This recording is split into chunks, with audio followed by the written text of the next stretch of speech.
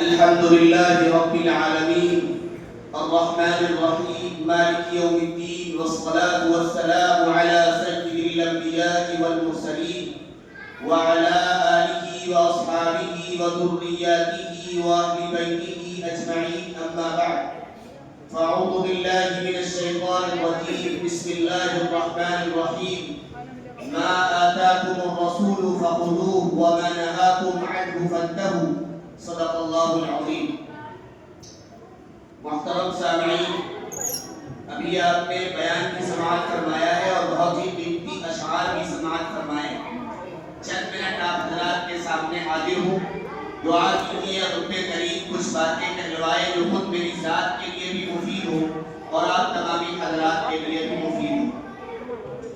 یہ رمضان المبارک کا مہینہ ہے۔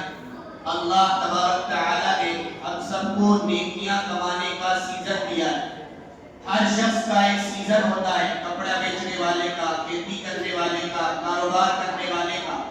اگر اس سیزن میں اس سے کہا جائے کہ تم اس کام کو چھوڑ کر کچھ اور کر لو تو وہ کہتا ہے میں اسے نہیں چھوڑ سکتا، اس لیے کہ میرا سیزن چل رہا ہے اور اس میں میرا نقصان ہو جائے گا۔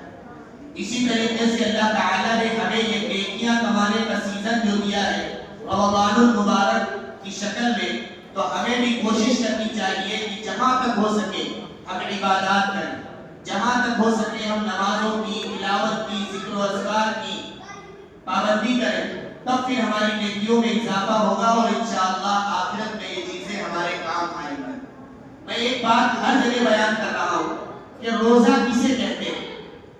روزہ اگر آپ علماء سے پوچھیں تو وہ کہیں گے کہ سحری کے وقت سحری کھا لی جائے اور پورے دن کھانے پینے اور خواہشات سے رکے رہا جائے اور شام کو افطار کر لیا جائے، روزہ مکمل ہو جاتا ہے۔ لیکن صحیح معنوں میں روزہ اس کا نام نہیں، روزہ نام ہے اللہ رب العزت والجلال کی بات ماننے کا، ان کے حکم کو ماننے کا۔ میں نے مثال بھی ہر جگہ دی ہے کہ سحری کا وقت ختم ہو رہا ہے، مثال کے طور پر 5:20 پر، تو اب کیا مطلب ہے اس کا؟ اللہ رب العزت والجلال کہہ رہا ہے کہ آپ کو 5:15 پر بھی کھانا ہے، 16 پر بھی کھانا ہے، 17 پر بھی کھانا ہے، 18 اور 19 پر بھی کھانا ہے، اور جیسے ہی 30 ہوا فوراً اللہ کی طرف سے حکم آ گیا کہ اب نہیں کھانا۔ اگر ہم رک گئے تو روزہ صحیح، اور اگر ہم نے بات نہیں مانی اللہ کی تو روزہ خراب ہو گیا۔ تو پتہ کیا چلا؟ روزے کی شروعات اور روزہ صحیح کس بات سے ہو رہا ہے؟ اللہ کی بات ماننے سے۔ اور ایسے ہی پورے دن ہم خالی پیٹ رہے اور شام کو دسترخوان سجا ہوا ہے، بہترین قیمتی چیزیں ہمارے سامنے ہیں، کھجور بھی ہے، پانی بھی ہے، اور دل جن چیزوں کو کھانے کو خواہش کرتا ہے وہ بھی دسترخوان پر موجود ہے، لیکن اللہ رب العزت والجلال نے کہا ہے کہ تمہیں 6:20 سے پہلے نہیں کھانا۔ تو ہم 17 پر بھی نہیں کھا رہے، انتظار کر رہے ہیں، 18 پر بھی نہیں کھا رہے، انتظار کر رہے ہیں، 19 پر بھی نہیں کھا رہے، انتظار کر رہے ہیں، اور جیسے ہی 20 ہوا اللہ کا حکم آیا ہے میرے بندے کھانا شروع کرو، ہم نے کھانا شروع کر دیا۔ اس کا نام ہے روزہ، کہ جب اللہ کہے تو کوئی کام کرو تو ہم کرنے لگ جائیں، اور جب کہے کہ کوئی کام سے رک جاؤ تو ہم رک جائیں۔ یہ روزے کی اصلیت ہے۔ اس سے پتا چلا کہ یہ پورا مہینہ جو ہمیں پریکٹس کرائی جا رہی ہے، ہر سحری میں، ہر افطار میں، کہ تمہیں اس وقت کھانا ہے، اس وقت نہیں کھانا، روزانہ 1 منٹ افطار میں بڑھ جاتا ہے، سحری میں گھٹ جاتا ہے، اور ہم اس کی پابندی کر رہے ہیں۔ یہ پریکٹس ایک مہینے کی اس لیے کرائی جا رہی ہے کہ بالکل ایسی ہی زندگی تمہیں 11 مہینے کی گزارنی ہے۔ یہ سیزن ہے، اس میں اپنے آپ کو ڈھالو۔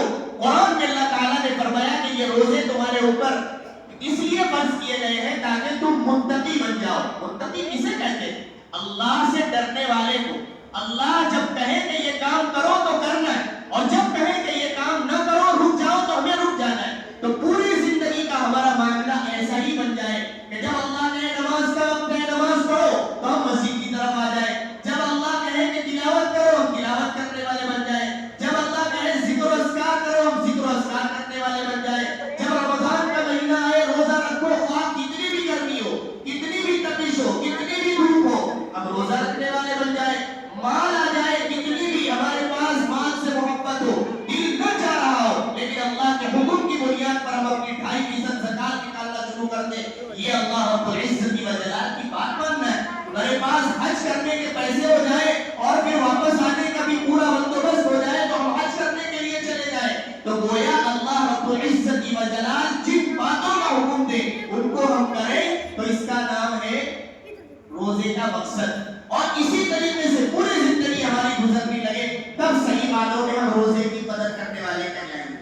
اور اگر ہر سال کی طرح ہمارا یہ روزہ بھی آئے اور چلا جائے اور ہمارے دل کی کیفیات میں کوئی فرق نہ آئے, ہماری زندگی میں کوئی تبدیلی نہ آئے, تو پھر یقین مانیے کہ یہ روزہ ہم نے قدر نہیں کی اس کی اور یہ روزہ بیکار اور رائے گا چلا گیا.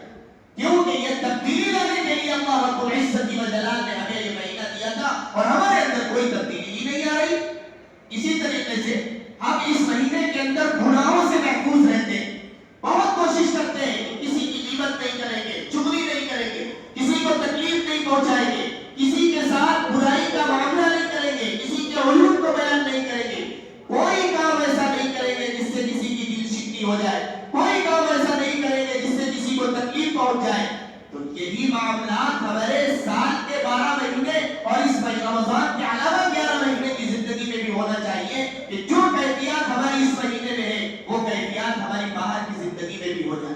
افسوس کے ساتھ جب ہم چند دن کسی شخص کے پاس بیٹھ جاتے ہیں تو ہمارا حال یہ ہوتا ہے کہ ہم کہتے ہیں کہ یہ پوچھا جائے کہ یہ سگریٹ کی عادت تمہیں کہاں سے پڑ گئی, بیڑی کی عادت کہاں سے پڑ گئی, یہ بری لت تمہاری کہاں سے پڑ گئی, تو ہم کہتے ہیں فلاں شخص کے ساتھ تھوڑے دن رہ لیے تھے اس وجہ سے یہ عادتیں ہمارے اندر آ گئی. ایک مہینہ رمضان المبارک کے اس ماحول میں ہم رہے, نمازوں کی پابندی ہو رہی ہو, ذکر و اذکار بھی ہو رہا ہو, تلاوت کی بھی پابندی ہو رہی ہو, روزانہ رات میں تراویح 20 رکعت پڑھی جا رہی ہو, گناہوں سے ہر اعتبار سے ہم اپنے آپ کو بچا رہے ہو, نہ کسی کی غیبت ہے, نہ کسی کی چغلی ہے, نہ کسی کے ساتھ حسد ہے, نہ کسی کے عیوب بیان ہے, نہ کسی کو تکلیف, سب چیزوں سے ہم رک رہے ہیں. اور ایک مہینہ اس پریکٹس کرنے کے بعد عید الفطر کے بعد ہماری کایا پلٹتی نہیں ہے اور پھر کوئی کہنے کے لیے یہ تیار نہیں ہوتا ہے کہ ہم ایک مہینہ رمضان المبارک میں ہم نے ایسا وقت گزارا ہے کہ اب نمازیں ہم سے چھوٹتی نہیں, تکبیر اولیٰ ہم سے فوت نہیں ہوتی, اللہ کا حکم ہم سے کوئی زندگی میں چھوٹنے کا نام نہیں لیتا. اللہ رب العزت و جلال میں اور نبی کریم صلی اللہ علیہ وسلم کی سیرت میں جو جو باتیں ہمیں بتائی گئی ہیں ہم اپنی زندگی میں اس پر عمل کیے بغیر رہتے نہیں ہیں, کیونکہ رمضان المبارک میں پریکٹس کی وجہ سے ہماری عادت بن گئی. کوئی اس بات کو کہنے کے لیے تیار نہیں ہوتا کیسا ہمارا ایک مہینے کی زندگی گزر رہی ہے اور کیسا ہمارا دل کا حال ہو چکا ہے کہ پتھر سے بھی زیادہ سخت ہو چکا ہے, کہ سب کچھ بدل رہا ہے لیکن ہمارے دل کی کیفیات بدل نہیں ہے. تو پھر کس معنوں میں ہم روزے کی قدر کر رہے ہیں؟ اسی لیے نبی کریم صلی اللہ علیہ وسلم نے وہ حدیث ہر سال پڑھی جاتی ہے رمضان المبارک کے مہینے میں کہ وہ شخص ہلاک اور برباد ہو جائے, اس شخص کی ناک خاک آلود ہو جائے جس کے سامنے رمضان المبارک کا مہینہ آئے اور وہ اپنی بخشش نہ کرا پائے. 20-21 دن نکل چکے, صرف 10 دن بچے اور پھر یہ راتیں بھی وہ چل رہی ہیں جو شب قدر کی رات ہے جسے قرآن میں کہا گیا کہ 1000 مہینوں سے بہتر ہے. یہ راتیں اگر ایک رات مل گئی تو ہم کیوں نہ اس راتوں کو غنیمت جانے, چند پارے تلاوت کر لیں, چند تسبیحات پڑھ لیں, چند رکعت کھڑے ہو کر اللہ کو یاد کر لیں, چند منٹ تنہائی میں بیٹھ کر اپنے احوال, اپنے گھر والوں کے احوال, اپنے بیوی بچوں کے احوال, اپنی سوسائٹی اور کلچر کے احوال اور پورے ملک کے احوال اور پوری دنیا کے احوال اللہ کے سامنے رکھ کر دعائیں مانگے, گڑ گڑائے. یہ وقت ایسا چل رہا ہے جس میں ہماری اور آپ کی دعائیں قبول ہو جایا کرتی ہیں. یہ کیفیات ہمارے اندر آنی چاہیے. ایک جگہ پر 2 عورتیں کام کرتی تھیں. 2 عورتیں, ایک مسلمان تھی اور ایک غیر مسلم تھی. تو غیر مسلم عورت نے مسلمان عورت کے سامنے کسی کی برائی کی, عیب بیان کیے, چغلی کی, غیبت کی. تو اس مسلمان عورت نے کہا کہ بہن, رمضان المبارک کا مہینہ چل رہا ہے, ہم اس مہینے میں کسی کی غیبت نہیں کرتے, کسی کی چغلی نہیں کرتے, کسی کے عیوب کو بیان نہیں کرتے, کسی کی پیٹھ پیچھے برائی نہیں کرتے. ذرا غور سے سنیے گا اس غیر مسلم عورت کا جواب جو ہمارے اور آپ کے لیے سبق ہے. اس نے کہا کہ بہن, آپ کے مذہب یعنی اسلام کے اندر صرف اس مہینے میں ان تمام گناہوں سے رکنے کے لیے کہا گیا ہے. میرا مذہب یعنی غیر مسلم کا مذہب یہ کہتا ہے کہ یہ کسی کے عیب بیان نہیں کرنا, کسی کی غیبت نہیں کرنا, چغلی نہیں کرنا, پوری زندگی کرنے سے منع کر دیا گیا ہے. تمہارے یہاں صرف رمضان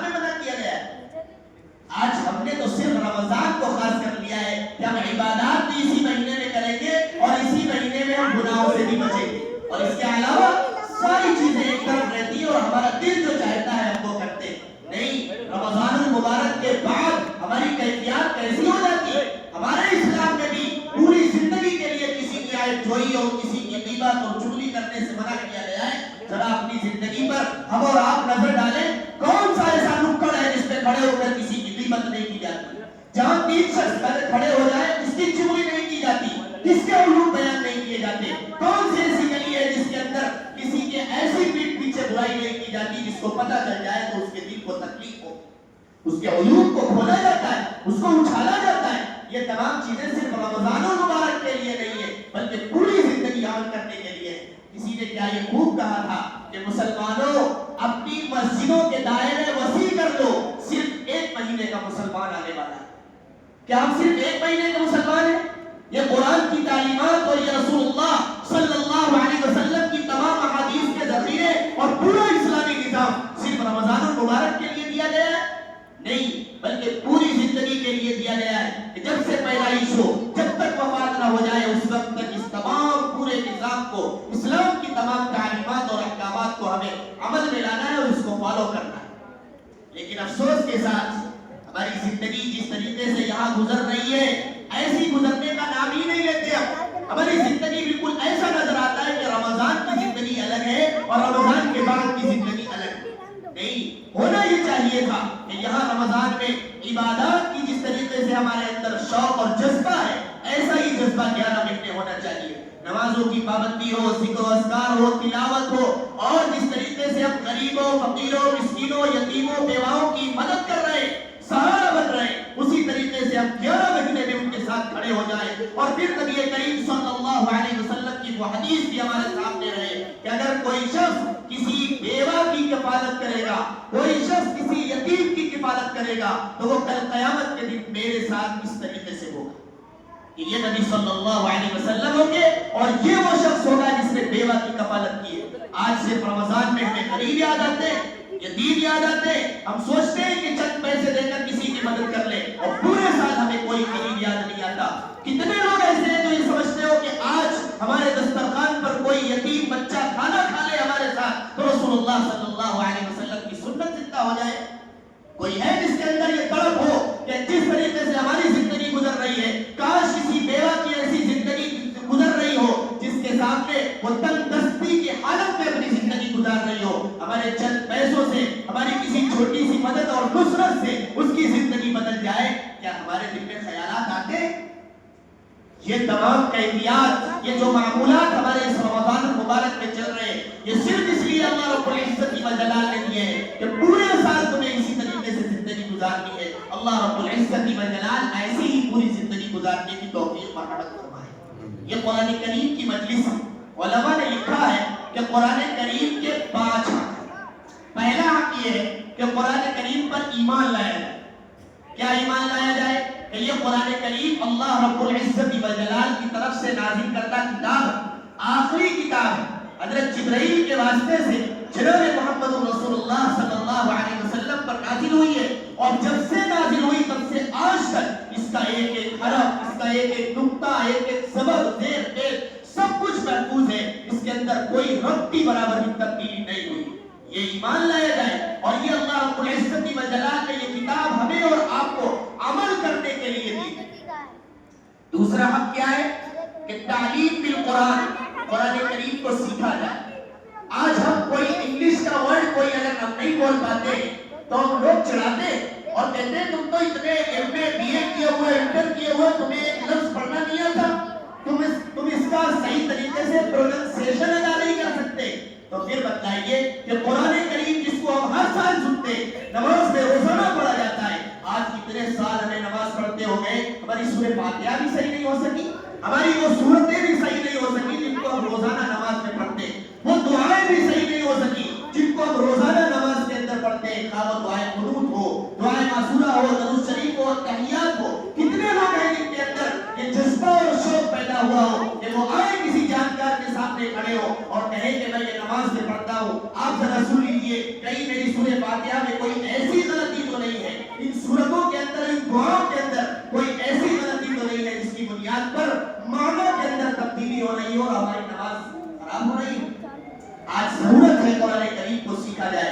مولانا اسامہ صاحب نور اللہ مرقدہ نے ایک مرتبہ فرمایا کہ آج ہم ہر چیز سیکھتے, پیسے دے دے کر سیکھتے, قرآن سے ہمیں کوئی محبت اور شوق نہیں. قرآن تو بس ایک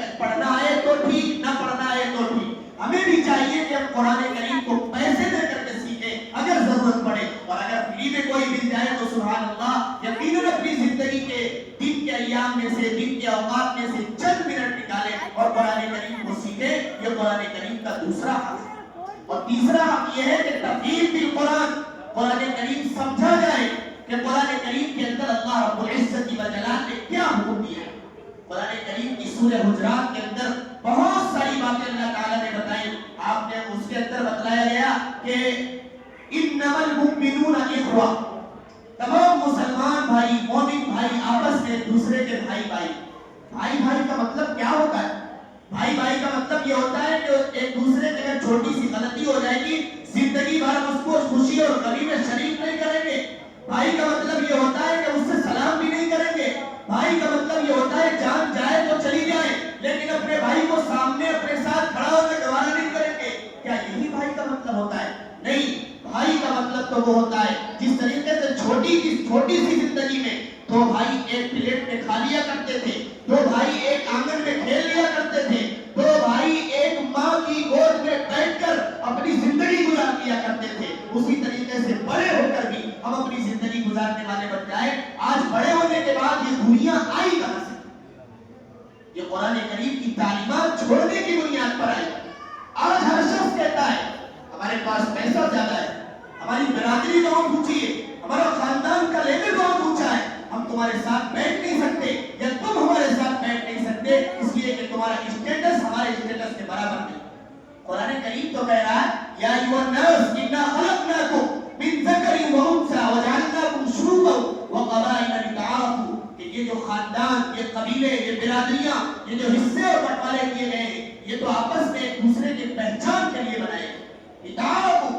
اور پھر فرمایا گیا کہ تم میں کون معزز ہے، کون مکرم ہے، کون بڑے مرتبے والا ہے، یہ تو اللہ رب العزت و جلال کے یہاں تقوی کی بنیاد پر ہوگا۔ ان اکرمکم عند اللہ اتقاکم، کہ جو اللہ کے نزدیک معزز اور مکرم ہوگا وہ شخص ہوگا جس کو اللہ رب العزت و جلال کا تقوی سب سے زیادہ حاصل ہوگا۔ آج ہم یہ سمجھیں کہ چند پیسے ہمارے پاس آ گئے، چند لڑکے ہمارے بڑے ہو گئے، ہمارا خاندان بڑا ہو گیا، ہمارے پاس زمین زیادہ ہو گئی، اب ہم شہرت یافتہ ہو گئے، ہم وہ شخص ہو گئے کہ اب ہمارے ساتھ کوئی برابر نہیں ہوگا۔ نبی صلی اللہ علیہ وسلم کا وہ خطبہ جو آپ نے حجۃ الوداع کے موقع پر دیا تھا اور آپ نے کہا تھا کوئی کالا کوئی گورے پر فوقیت نہیں رکھتا ہے، کوئی عرب میں رہنے والا عجم میں رہنے والے پر فوقیت نہیں رکھتا ہے اور عجم میں رہنے والا فوقیت عرب پر نہیں رکھتا ہے، فرق صرف اس بنیاد پر ہوگا کہ کون سب سے زیادہ اللہ کے نزدیک تقوی اختیار کرتا ہے، اللہ سے ڈرنے والا ہے۔ آج ان تمام تعلیمات کو ہم نے چھوڑ رکھا ہے۔ قرآن کریم کے اندر حضرت سلیمان علیہ السلام کا واقعہ بیان کیا گیا ہے۔ انہوں نے اپنے بیٹے کو فرمایا یا بنی اقیم الصلاۃ، اے میرے پیارے بیٹے نماز قائم کیا کر۔ کتنے باپ ہیں جو اپنے بچوں کو، اپنے چھوٹی نئی نسل کو نماز کی تلقین کرتے ہو، افسوس کے ساتھ جب ہم خود ہی نہیں پڑھتے تو اپنے بچوں کو کیا تلقین کریں گے۔ وہ مثال بہت مشہور ہے کہ ایک بیٹا اپنے باپ سے کہہ رہا ہے کہ ابا آپ مسجد میں روزانہ کیوں نہیں جاتے جبکہ آپ ڈیوٹی پر روزانہ کام کرنے کے لیے جاتے؟ تو اس نے کہا کہ اگر میں روزانہ نہیں جاؤں گا تو پھر کھائیں گے کہاں سے، تنخواہ اور سیلری کہاں سے ملے گی، ہماری اور تمہاری زندگی کیسے گزرے گی، ہمارا جو مالک ہے، فیکٹری کا مالک ہے، وہ روزی ہماری بند کر دے گا۔ تو اس بچے نے اپنے باپ سے کہا کہ وہ رب العالمین ہے، وہ تو تمام رزق دینے والوں کو رزق دیتا ہے اور وہ آپ کی سیلری نہیں بند کرتا جبکہ آپ روزانہ مسجد میں نہیں جاتے، آپ تو صرف ہفتے میں ایک دن جاتے ہیں اور وہ بھی 2 رکعت پڑھ کر کے بھاگ جاتے ہیں۔ آج کتنے باپ ہیں، کتنے بڑے لوگ ہیں جنہوں نے اس قرآن کریم کی اس تعلیم پر عمل کیا۔ لقمان علیہ السلام نے اپنے بیٹے کو اگلی نصیحت کی یا بنی اقم الصلاۃ وامر بالمعروف، بھلائی کا حکم کرو، اچھی باتوں کا حکم کرو۔ آج کتنے لوگ ہیں اچھی باتوں کا حکم کرتے؟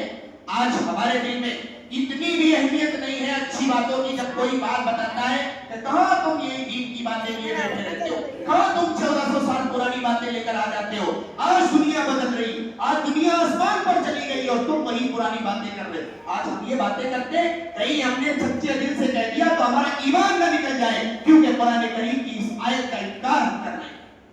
قرآن کریم کے اندر اس کے آگے فرمایا وَأْمُرْ بِالْمَعْرُوفِ وَانْهَ عَنِ الْمُنْكَرِ، برائیوں سے روکو، یہ بھی رسول اللہ صلی اللہ علیہ وسلم کی تعلیم ہے اور قرآن کا حکم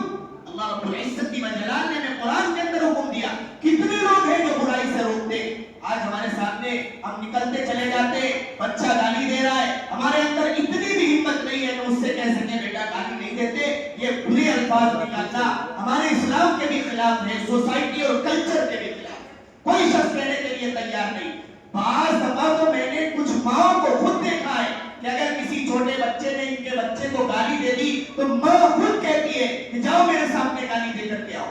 ہم برائی سکھا رہے ہیں اپنے بچے کو، اور جب یہی بچہ بڑا ہوتا ہے اور خود ماں باپ کو گالی دیتا ہے، پھر یاد آتا ہے کسی عالم صاحب سے تعویذ کرا لیا جائے، کسی بزرگ صاحب سے دعا کرا لیا جائے، میرا بچہ مجھے ہی گالی دے رہا ہے۔ یہ وہ تربیت ہے جو آپ نے خود کی ہے اور اس کا وبال آپ ہی کے اوپر پہنچ رہا ہے۔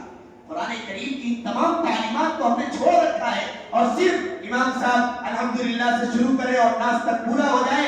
کتنے لوگ ہیں جس کے اندر یہ جذبہ پیدا ہوتا ہو کہ قرآن کریم کے اندر اللہ رب العزت والجلال نے کیا حکم دیا ہے ہمیں کیسے پتا چلے گا؟ ان کے اندر جذبہ اور شوق پیدا ہوا ہو کہ ہم ہندی پڑھے ہوئے ہیں، اردو پڑھے ہوئے ہیں، انگلش زبان پڑھے ہوئے ہیں، وہ جائے بازار کے اندر قرآن کریم کو اپنے پیسے دے کر ہدیہ لے کر کے آئے اور اپنے گھر میں قرآن کریم کا ترجمہ اور تفسیر کرنے کا ایک ماحول پیدا کرے کہ جب بیوی بھی موجود ہو، باپ بھی موجود ہو، بھائی بھی موجود ہو، بیٹا اور بیٹی بھی موجود ہو اور گھر کے تمام افراد موجود ہو، سونے کا نظام بننے والا ہو، اس سے پہلے باپ ذمہ دار ہو کر کھڑے ہو کر کہے کہ آؤ سب سے پہلے قرآن کریم کی تعلیمات پر عمل کیا جائے گا، اس کا ایک رکوع پڑھا جائے گا، اس کا ترجمہ پڑھا جائے گا، اس کی تفسیر پڑھی جائے گی اور یہ معلوم کرنے کی کوشش کی جائے گی کہ اللہ رب العزت والجلال نے اس رکوع کے اندر ہمیں اور تمہیں کیا حکم دیا ہے۔ جب تک ہم قرآن کریم کے ایک رکوع کی تفسیر سن نہیں لیں گے اس وقت تک کوئی شخص اپنے بستر پر نہیں جائے گا۔ کتنے لوگوں کے اندر یہ جذبہ اور شوق پیدا ہوا ہے؟ بس ہم قرآن پڑھ لیتے اور قرآن سن لیتے۔ بہت سارے لوگ رمضان المبارک میں یہ کہنے کے لیے 10 قرآن ختم کرتے کہ میں نے اس بار 10 مکمل کیے، میں نے اس بار 20 قرآن مکمل کیے۔ کیا صرف مکمل کرنے کے لیے قرآن آیا؟ نہیں، قرآن کریم تو عمل کرنے کے لیے آیا ہے۔ جب تک ہم اس کو سمجھیں گے نہیں قرآن میں اللہ نے ہمیں کیا حکم دیا ہے ہمیں پتہ نہیں چلے گا، تب تک ہم کیسے اس پر عمل کریں گے؟ یہ تیسرا ہے کہ قرآن کریم کو سمجھا جائے کہ قرآن کریم میں اللہ تعالیٰ نے ہمیں اور آپ کو کیا حکم دیا ہے۔ اور پھر چوتھی بات یہ ہے کہ جو کچھ بھی باتیں ہمیں پتہ چل جائے ان تمام باتوں پر عمل کیا جائے۔ اگر ہم عمل نہیں کریں گے تو پھر قرآن کریم کی اس چوتھے حق کو ہم چھوڑ دیں گے۔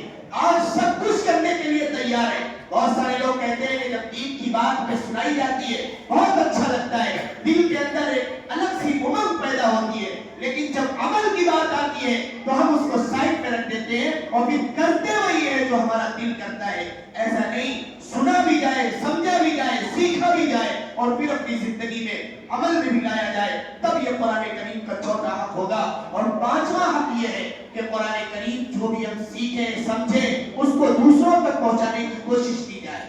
اگر ہمیں معلوم چل گیا کہ زنا کرنا حرام ہے، جھوٹ بولنا غلط ہے، شراب پینا غلط ہے، عیب جوئی کرنا غلط ہے، قرآن میں کسی کی غیبت کرنا یہ بتلایا گیا کہ یہ اتنا بڑا گناہ ہے، یہ ایسا ہی ہے جیسے کوئی شخص اپنے مرے ہوئے بھائی کا گوشت کھائے، اتنا بڑا گناہ ہے۔ اس لیے جب یہ باتیں ہمیں پتہ چل جائے تو ہم دوسروں تک یہ باتیں پہنچائیں کہ ہم بھی ان باتوں سے رک چکے ہیں، تمہیں بھی رکنا ہے اور ایسے بڑے اور کبیرہ گناہ نہیں کرنے۔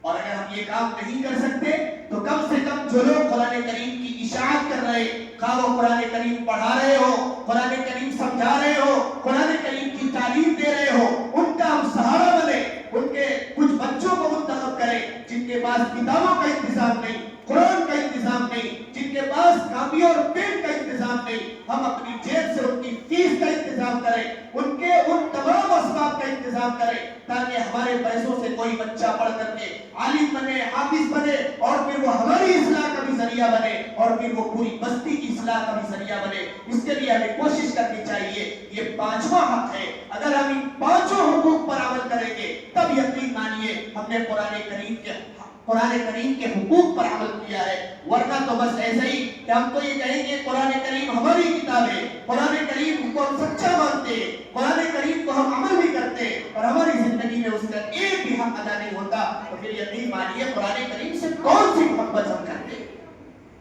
ایک آخری بات، قرآن کریم کا پورا نچوڑ اور خلاصہ کیا ہے؟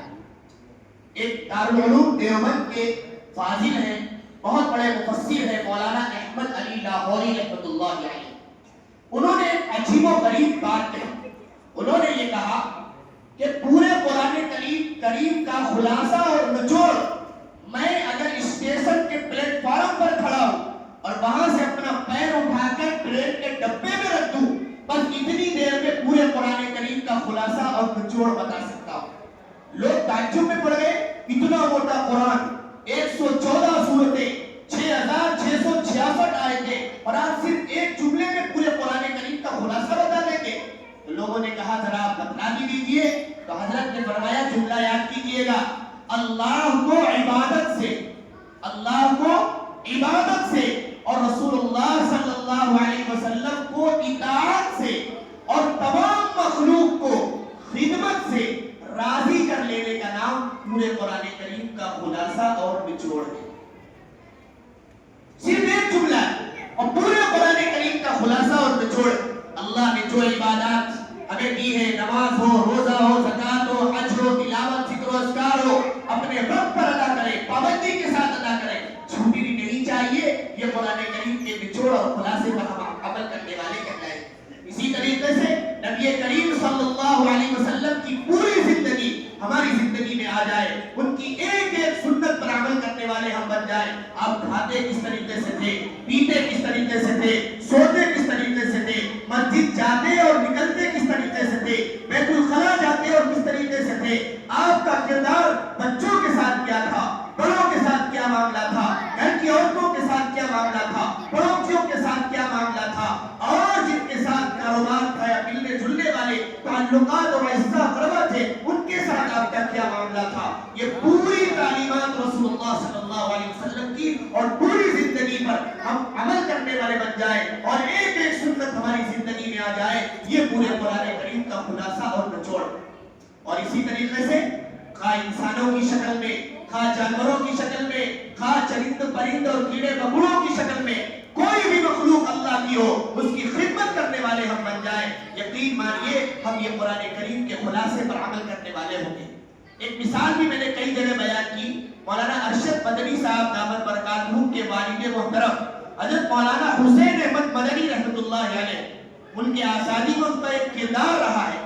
وہ ٹرین میں ایک مرتبہ سفر کر رہے تھے اور ان کے سامنے ایک غیر مسلم پنجابی شخص بیٹھا ہوا تھا، اسے ٹوائلٹ جانے کی ضرورت پڑی، وہ وہاں سے اپنی سیٹ سے اٹھا اور وہاں جب گیا تو اس نے دیکھا کہ ٹرین کا جو ٹوائلٹ ہے وہ بہت گندا ہے، اس کی طبیعت نہیں ہوئی، واپس آ گیا۔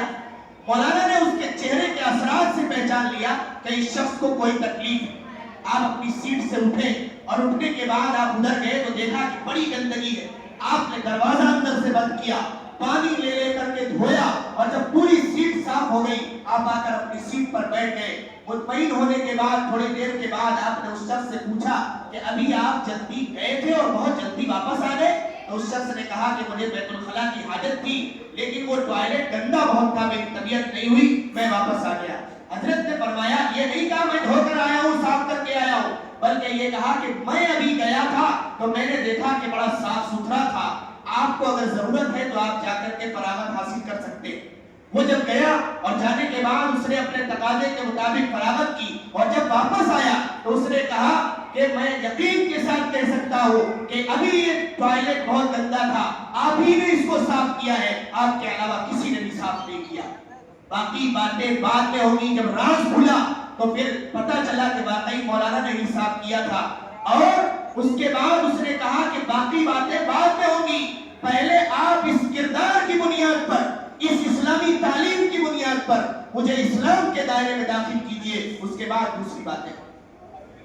ایک چھوٹے سے کردار کی بنیاد پر، ایک غیر مسلم کی خدمت کرنے کی بنیاد پر، اور وہ خدمت لیٹرین صاف کرنا معمولی بات ہے، وہ خدمت کرنے کی بنیاد پر ایک شخص اسلام کے دائرے میں آ رہا ہے۔ اور آج ہمارا حال یہ ہے کہ پوری بستی مسلمان ہے، ہر شخص اپنے کو کہتا ہے میں بھی مسلمان، میرے باپ بھی مسلمان، میرے دادا بھی مسلمان، اور نہ جانے کتنی پشتوں سے مسلمان آ رہے ہوں۔ ایک شخص بھی ہمارے کردار کو دیکھ کر، اخلاق کو دیکھ کر، حالات اور اطوار کو دیکھ کر اسلام کے دائرے میں آنے کے لیے تیار ہو تو بتائیے۔ آج ہمارے اخلاق کتنے گر چکے، آج ہمارے یہ عادتیں اور یہ کردار کتنے بدل چکے ہیں کہ جس کی بنیاد پر ایک شخص بھی اسلام میں آنے کے لیے تیار نہیں۔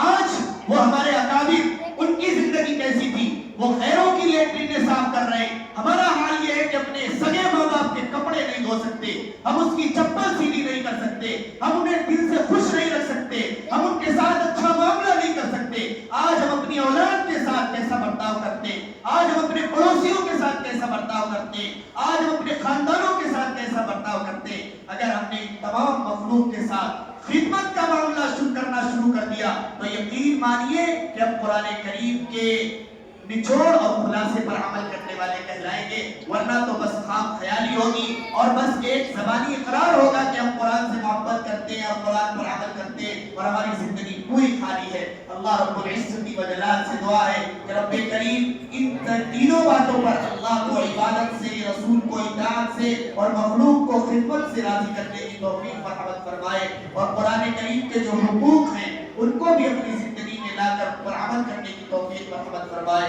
وآخر دعوانا الحمد للہ رب العالمین۔ درود شریف پڑھ لیجیے، دعا کی۔ بسم اللہ الرحمن الرحیم، الحمد للہ رب العالمین، الرحمن الرحیم، مالک یوم الدین، والصلاة والسلام على سید الانبیاء والمرسلین وعلى آلہ واصحابہ وذریاتہ وآل بیتہ اجمعین۔ ربنا آتنا في الدنيا حسنة وفي الآخرة حسنة وقنا عذاب النار وقنا عذاب القبر وقنا عذاب الحشر وقنا عذاب المحيا والممات۔ ربنا لا تزغ قلوبنا بعد إذ هديتنا وهب لنا من لدنك رحمة إنك أنت الوهاب۔ ربنا إنك جامع الناس ليوم لا ريب فيه إن الله لا يخلف الميعاد۔ لا إله إلا الله الحليم الكريم، سبحان الله رب العرش العظيم، والحمد لله رب العالمين۔ أسألك موجبات رحمتك وعزائم مغفرتك والغنيمة من كل بر والسلامة من كل إثم، لا تدع لنا ذنبا إلا غفرته ولا هما إلا فرجته ولا دينا إلا قضيته ولا مريضا إلا شفيته ولا حاجة من حوائج الدنيا هي لك رضا إلا قضيتها يا أرحم الراحمين يا أكرم الأكرمين يا ذو الجلال والإكرام۔ اللهم إنك عفو تحب العفو فاعف عنا يا کریم۔ اے اللہ ہم سب کے گناہوں کو معاف فرما، اے اللہ ہماری سیئات کو حسنات سے مبدل فرما۔ اے اللہ ہم نے بہت سارے گناہ کیے، دن کے اجالوں میں، رات کے اندھیروں میں، اے اللہ جان بوجھ کر انجانے میں، اے اللہ جلوت میں، خلوت میں، اے اللہ سب کے سامنے کھلا کھلا علانیہ طور پر اپنے آپ کے حکموں کی نافرمانی کی ہے۔ اے اللہ آپ کے تمام حکموں کو پامال کیا ہے۔ اے اللہ تمام کی تمام لغزشوں اور کوتاہیوں کو معاف فرما۔ اے اللہ رمضان المبارک کا مہینہ چل رہا ہے، اے اللہ اس کی قدردانی کی توفیق مرحمت فرما۔ اے اللہ آئندہ بھی یہ برکتوں اور رحمتوں والا مقدس مہینہ ہماری زندگی میں عطا فرما۔ اے اللہ جو عبادات ہم کر رہے ہیں، اے اللہ نمازوں کی شکل میں، روزوں کی شکل میں، ذکر و اذکار کی شکل میں، اے اللہ صدقہ خیرات کی شکل میں، اے اللہ تلاوت کی شکل میں، اے اللہ غریبوں کی مدد اور نصرت کی شکل میں، اے اللہ تمام عبادتوں کو قبول فرما۔ اے اللہ ان عبادتوں کا بدلہ جو آپ ہمیں دینے والے ہیں وہ ہم سب کو عطا فرما۔ اے اللہ قرآن کریم کی تکمیل ہوئی ہے، اے اللہ اس قرآن کریم کے برکت سے تمام بیماروں کو شفائے کاملہ عاجلہ مستمرہ دائمہ عطا فرما۔ اے اللہ تمام پریشان حال لوگوں کی پریشانیوں کو دور فرما۔ اے اللہ تمام مقروض لوگوں کے قرضے کی ادائیگی کا سامان غیر سے مہیا فرما۔ اے اللہ اس قرآن کی برکت سے بہت سارے لوگ روزی کو لے کر پریشان ہیں، اے اللہ انہیں حلال روزی نصیب فرما۔ اے اللہ بہت سارے لوگ رشتوں کو لے کر پریشان ہیں، اے اللہ انہیں مناسب رشتے عطا فرما۔ اے اللہ یہ قرآن کریم پڑھا گیا آپ کا پاک کلام ہے، پڑھنے والا بھی انسان ہے، سننے والے بھی انسان ہیں۔ اے اللہ یقیناً اس کے اندر غلطیاں ہوئی ہیں، کوتاہیاں ہوئی ہیں، بے ادبیاں ہوئی ہیں، اے اللہ اپنے فضل و کرم سے معاف فرما۔ اے اللہ اس قرآن پڑھنے اور پڑھانے اور سننے اور سنانے میں جو بھی غلطی اور کوتاہی بے ادبی ہوئی اس کو اپنے فضل و کرم سے معاف فرما کر جو ثواب ہمیں ملنے والا ہے وہ ثواب ہم سب کو عطا فرما، اور پھر ہماری طرف سے سب سے پہلے جناب محمد رسول اللہ صلی اللہ علیہ وسلم کی روح مقدسہ کو مرحمت فرما۔ اے اللہ ان کے بعد تمام انبیاء، تمام صحابہ، تابعین، تبع تابعین، اولیاء اللہ، بزرگان دین کی روحوں کو اس کا ثواب مرحمت فرما۔ اے اللہ ہم سب کے اعزاء اقربا جو دنیا سے جا چکے ہیں اللہ ان کی روحوں کو اس کا ثواب مرحمت فرما. اے اللہ خصوصی طور پر اے اللہ حافظ فرقان صاحب کی روح کو اس کا ثواب مرحمت فرما. اے اللہ فیضان بھائی کی روح کو اس کا ثواب مرحمت فرما. اے اللہ اور بھی جو ہمارے اجزاء اقربا دنیا سے جا چکے ان کی روح کو اس کا ثواب مرحمت فرما. اے اللہ عبدالرحمن صاحب کا آپریشن ہوا ہے, اے اللہ اس قرآن کی برکت سے انہیں شفائے کاملہ عاجلہ مستمرہ دائمہ عطا فرما. اے اللہ بہت سارے لوگوں نے دعاؤں کے لیے کہا تھا یا کہنا چاہتے ہیں کہہ نہیں سکے یا ہم سے توقع امید رکھتے ہیں. اے اللہ ان کی تمام جائز مرادیں تمنائیں اور آرزویں پوری فرما. اے اللہ ماسٹر ہارون صاحب نے دعا کے لیے کہا, امن بھائی نے دعا کے لیے کہا. اے اللہ ان تمام کی دلوں کی جو بھی حاجات ہیں ان کو پورا فرما. اے اللہ جائز مقاصد میں کامیابی نصیب فرما. اے اللہ دین کا کام جہاں پر بھی اس لائن سے بھی ہو رہا ہے, کام کی اور کام کرنے والوں کی مدد اور نصرت فرما. اے اللہ مسجد اقصی کی حفاظت فرما, مسجد حرام کی حفاظت فرما, مسجد نبوی کی حفاظت فرما. اے اللہ فلسطینی مسلمانوں کی مدد اور نصرت فرما.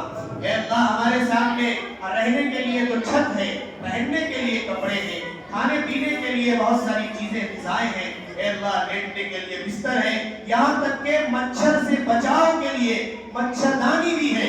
اے اللہ وہ آپ کے فلسطینی بندے, ان کے پاس رہنے کے لیے نہ تو چھت ہے, نہ کھانے پینے کے لیے کوئی سامان ہے, نہ رہنے کے لیے کوئی گھر ہے, نہ پہننے کے لیے کپڑے ہیں. اے اللہ وہ چند ٹکڑوں پر اپنی زندگی گزار رہے ہیں. اے اللہ ان کا سہارا ایک درخت کا سایہ ہے, جب کچھ نہیں ملتا وہ درختوں کے پتے کھاتے ہیں, گھاس کو پیس کر چٹنی بنا کر اس سے پیٹ بھرتے ہیں. اے اللہ ان کے ساتھ جو مصائب اور آلام ہیں اے اللہ دور فرما.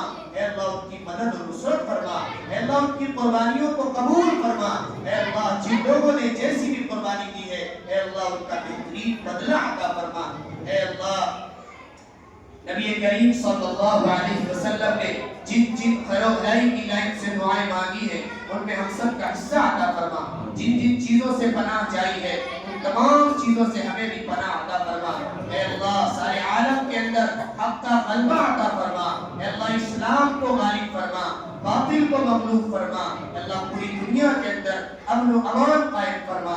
اے اللہ اس مسجد کے اندر آپ کے بہت سارے بندے اپنے جرموں کا اقرار کرتے ہوئے ہاتھوں کو پھیلائے ہوئے ہیں, دلوں میں اپنی اپنی جائز تمنائیں رکھے ہوئے ہیں. اے اللہ بوڑھے بھی ہیں, جوان بھی ہیں, بچے بھی ہیں. اے اللہ سب کی ضروریات پوری فرما. اے اللہ سب کے دلوں کی تمنا پوری فرما. اے اللہ مسلمانوں کے کاروبار میں ترقی عطا فرما. اے اللہ چند دن رمضان المبارک کے بچے ہیں, اے اللہ قدردانی کی توفیق مرحمت فرما. اے اللہ صحیح معنوں میں قرآن کریم کی تعلیمات پر عمل کرنے والا بنا. قرآن کریم کے ایک ایک حق کو اپنی زندگی میں داخل کرنے کی توفیق مرحمت فرما. اے اللہ ہماری اس مختصر سی دعا کو محض اپنے فضل و کرم سے اور حضور صلی اللہ علیہ وسلم کے صدقے طفیل میں قبول فرما, قبول فرما, قبول فرما. وصلی اللہ تعالی علی خیر خلقہ محمد وآلہ واصحابہ اجمعین برحمتک یا ارحم